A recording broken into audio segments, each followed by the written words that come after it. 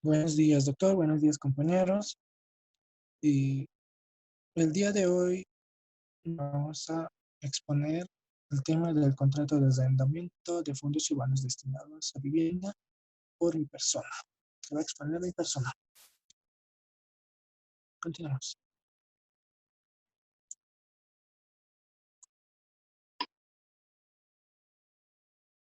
Antes de profundizar el tema del contrato de arrendamiento, vamos a exponer un poco de sus antecedentes, de cómo se origina, ¿no? El contrato de arrendamiento surge en el derecho romano, pero con tres figuras contractuales, las cuales son el locatio conductio rei, que significa arrendamiento de cosa, el locatio conductio prarum, el cual significa arrendamiento de servicios, y por último el locatio conductio operis, que significa arrendamiento de obra. El locatio en sus inicios se practicaba solamente en esclavos y animales, pero desde el siglo II a.C. apareció la renta de tierras y posterior a ello, en la época del Imperio Romano, fueron construidos grandes edificaciones con fines habitacionales. Es decir, que de esta manera se comenzó el alquiler de las viviendas. Continuamos. Definición. Para, para Kauner, el contrato de arrendamiento lo define como, lo define es un contrato en virtud del cual el propietario o quien tiene el poder de disposición sobre una casa, un departamento o una habitación llamado arrendador o locador concede temporalmente, aunque sin plazo determinado, a otra persona llamada arrendataria, inquilina o locataria el uso y goce de dichos inmuebles, a cambio de una contraprestación en dinero llamado canon de alquiler, que se estipula en forma proporcional dentro del límite que no pueda ser superior al 10% anual del valor catastral del inmueble arrendado. Con esta definición, Kaune nos da a entender que, con un ejemplo, ¿no? Si Pepito tiene una casa, ¿no? Y su valor catastral, es decir, el precio de su casa es de 10.000 bolivianos y el 10% de 10.000 bolivianos, 6.000 bolivianos, ¿no? Nos da a entender que el precio del canon no puede ser superior a los 1.000 bolivianos, es decir, al 10% del valor catastral. Eso nos da a entender Walter Kaune. Hablaremos un poco más de sus definiciones, ¿no? Arrendar. Arrendar significa dar, entregar una cosa para usarla por un tiempo a cambio de una cantidad de dinero. El arrendatario o conductor es la persona que toma una cosa en arrendamiento para su uso y goce. El arrendador o locator es la persona que da en arrendamiento una cosa propia de él, es decir, da su casa, su habitación, su departamento, ¿no? El canon. El canon es la suma de dinero que paga periódicamente el arrendatario al arrendador de un inmueble por el uso y goce. Los bienes que se pueden arrendar son todos los bienes que pueden usarse sin consumirse. Continuando. Definiciones. Dentro de nuestro ordenamiento jurídico hay dos definiciones que hay. La primera es dentro de nuestro Código Civil Boliviano, en su artículo 685, define el contrato de arrendamiento como el arrendamiento es el contrato por el cual una de las partes concede a la otra el uso o goce temporal de una cosa mueble o inmueble a cambio de un canon. El segundo es dentro de la ley del inclinato del 11 de diciembre de 1959, en su artículo 4 establece que el inclinato o locación Es un contrato especial mediante el cual un propietario da a una persona natural o jurídica la posesión y el uso de una cosa, de una casa, perdón, o parte de ella por cierto canon y tiempo indeterminado. Continuando. Las características de un contrato de arrendamiento son: es un contrato oneroso porque implica ventajas y sacrificios para el arrendador y el arrendatario. Es decir, que el arrendador entrega su bien, sacrifica su bien, mientras, así como también el arrendatario paga una suma de dinero por eh, por el uso y goce del bien inmueble. Así también es un contrato bilateral. Es un contrato bilateral porque origina obligaciones tanto para el arrendador como para el arrendatario. El arrendatario entrega temporalmente una cosa, mientras que el arrendatario paga un precio a cambio por el uso y goce de la cosa. Un contrato conmutativo. Es un contrato comunitativo porque las partes conocen de antemano las ventajas y sacrificios que harán después del contrato. Un contrato consensual. Es un contrato consensual porque se perfecciona con el solo acuerdo de voluntades y consecuencia genera obligaciones para ambas partes. Tiene característica de ser un contrato con prestaciones recíprocas. ¿Por qué? Porque crea obligaciones para ambas partes. En un principio, el arrendador es deudor de la prestación de entregar el bien y correlativamente el arrendatario es deudor de la prestación consistente en pagar el canon. Continuemos y hagamos mención acerca de los requisitos para su formación. Uno de los requisitos es el consentimiento, es decir, que haya la voluntad de las partes. El segundo es el objeto. En el objeto nos da a entender la cosa, es decir, el bien inmueble, la casa, el departamento, la habitación. La causa. Tiene por causa la obligación de arrendar tiene la obligación del arrendador a conceder el uso y goce de tal bien inmueble. Así también tiene la obligación del arrendatario de pagar el canon por el uso y goce del bien inmueble. El precio. El arrendatario se obliga a pagar un determinado precio, por el uso y goce del bien inmueble. Esto se lo realiza periódicamente y se le conoce como renta. Consiguiente, haremos mención acerca de las obligaciones del arrendador y del arrendatario conforme nuestro Código Civil boliviano. Una de las obligaciones del arrendador es de entregar la cosa, según el artículo 689, en el cual nos da a entender que el arrendador debe de entregar la cosa en el estado de servir al uso para el que fue arrendada.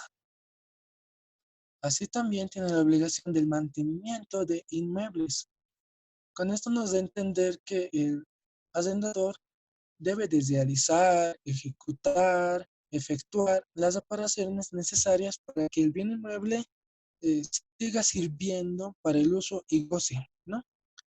También tiene el uso y goce pacífico, es decir, el arrendador debe garantizar al arrendatario el uso y goce pacífico de la cosa, es decir, que no haya ninguna discusión, problemas entre los dos. Las obligaciones del arrendatario, una de ellas es el pago del canon. El arrendatario debe de pagar el canon del arrendamiento en los plazos establecidos en el contrato de arrendamiento, ¿no? Así también tiene la obligación del uso y goce de la cosa, es decir, debe de servirse de la cosa como un buen padre de familia y actuar con diligencia. La conservación de la cosa. El arrendatario es responsable del perecimiento y deterioro de la cosa arrendamiento, es decir, es responsable del menoscabo, si hay alguna destrucción de la cosa durante el tiempo establecido del arrendamiento. La restitución de la cosa. El arrendatario debe de restituir la cosa tal como la recibió, es decir, devolver la cosa como la recibió anteriormente por parte del arrendador. Así también dentro de nuestra normativa y dentro de la ley del inquilinato, hay otras obligaciones que debe de cumplir el arrendador y el arrendatario. Conforme al artículo 10, conforme al artículo 9, nos da a entender que el arrendador tiene las siguientes obligaciones y son las siguientes. Debe de entregar y mantener el inmueble alquilado en condiciones de habitabilidad y provisto de todos los servicios indispensables, es decir, debe de tener todos los servicios básicos, ya sea de agua, gas, alcantarillado y electricidad. Así también debe de debe de entregar los recibos de alquiler. Y por último, debe de comunicar al comisario de vivienda cuando se desocupe el inmueble o parte de dentro del tercer día. El comisario de vivienda lo podemos definir como una persona que cumple una función pública, quien actúa con diligencia en temas de contratos de arrendamientos, alquileres, ¿no? Ahora bien, las obligaciones del arrendatario, según el artículo 14 de la ley ya mencionada, es que debe de pagar puntualmente el canon del alquiler. Asimismo, debe de conservar el inmueble en buenas condiciones. Del mismo modo, debe de comunicar al comisario de vivienda cuando desocupe el inmueble o parte de él. Y por último, debe de entregar el inmueble directamente al locador o a su representante. Continuando, haremos mención acerca de las prohibiciones que tiene el arrendador y el arrendatario conforme a la ley del inquilinato.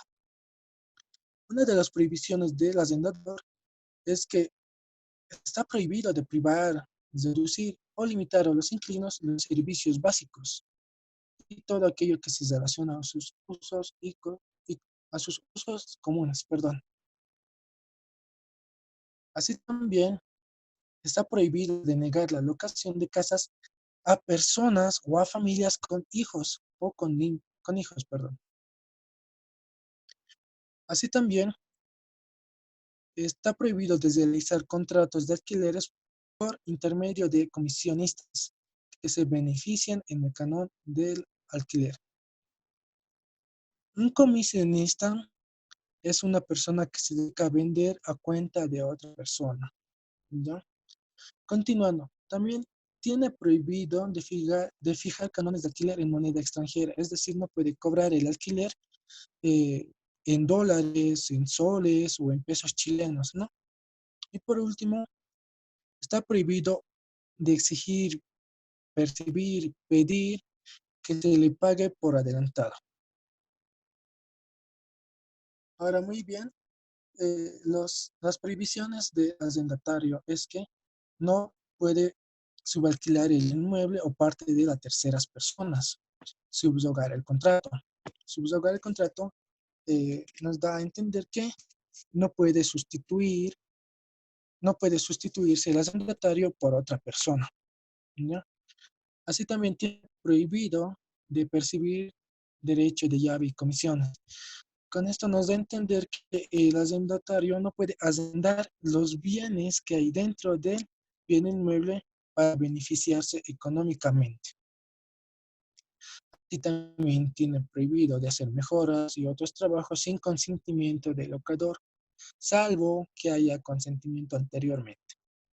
Así también está prohibido de pagar el alquiler en moneda extranjera. Como ya hemos dado, no puede pagar en pesos chilenos, en dólares, en brasileños o en soles, ¿no?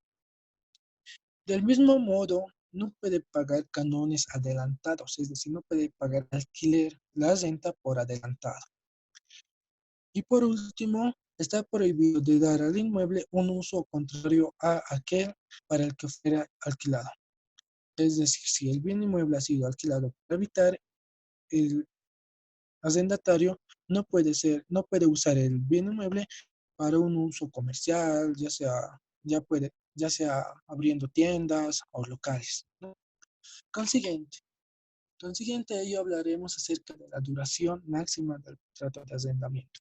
Según el artículo 688 del Código Civil, el contrato de arrendamiento no puede celebrarse por más de 10 años.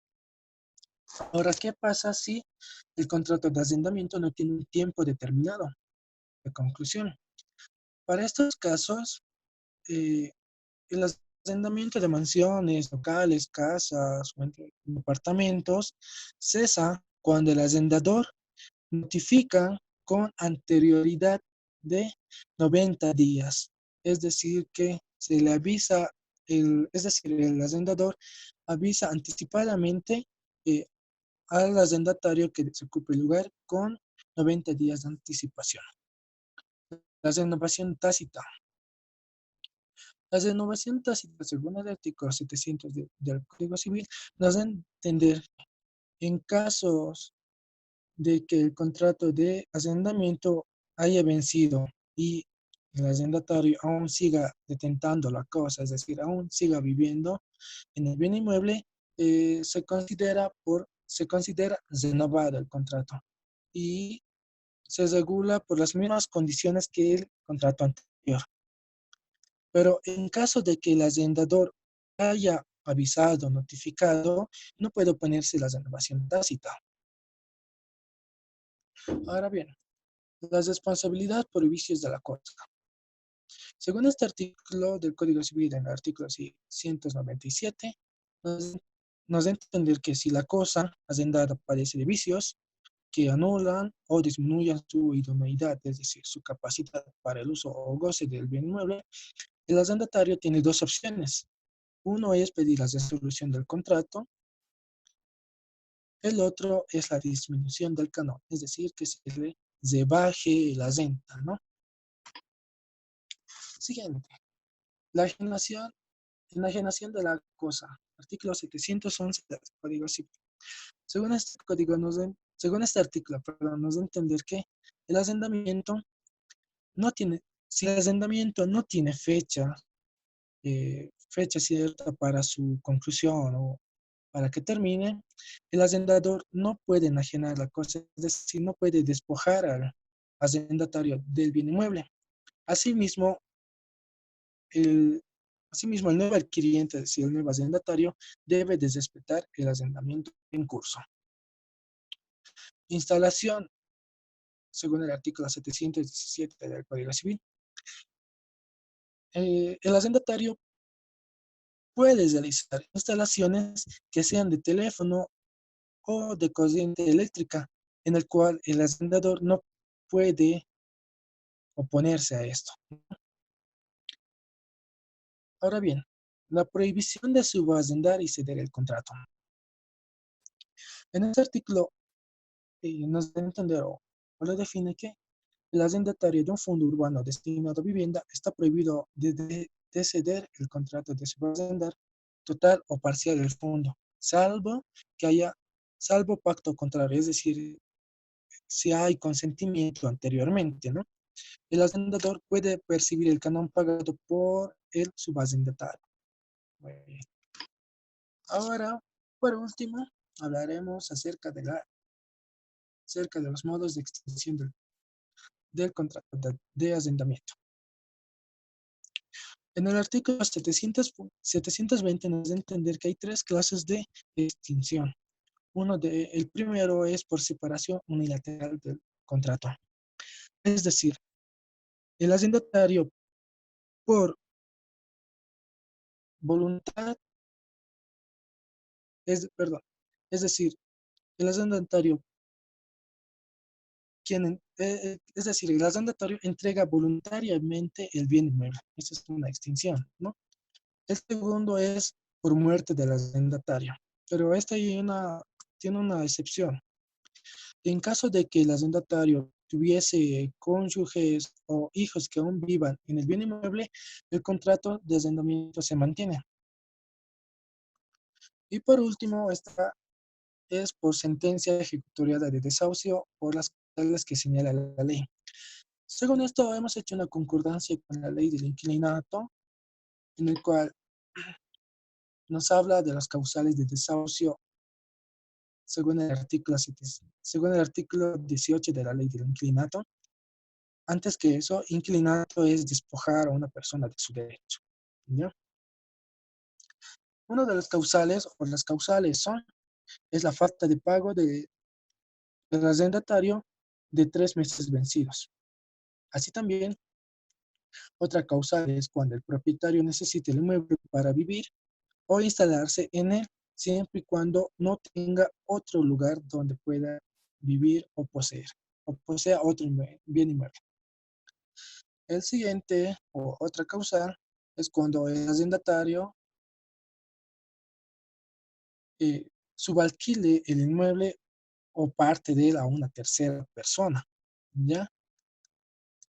Así también hay otro causal que es cuando se usó el contrato de arrendamiento, es decir, cuando se sustituye al arrendatario por una tercera persona dentro, ¿ya? El otro es cuando el propietario reconstruye el bien inmueble y que éste no se trate desde facciones del bien inmueble, ¿ya? El siguiente es cuando se da el inmueble un distinto uso para el que fue arrendado. Es decir, que si al arrendatario se le dio el uso para que habite, pero este realiza otros usos, es decir, abre locales comerciales o unas tiendas o un negocio dentro del bien inmueble. Y por último, se da cuando el bien inmueble fue adquirido o expropiado por causa de utilidad pública. Eso es todo, doctor y compañeros. Gracias por su atención.